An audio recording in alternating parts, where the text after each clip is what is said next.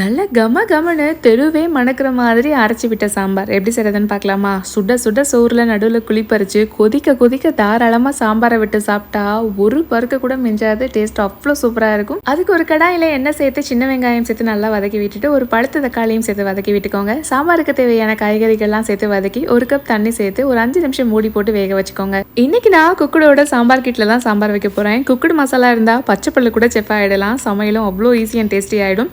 இந்த சாம்பார் கிட்ல Madras tiffin sambar, Tamil Nadu lunch sambar 2 varieties இருக்கு.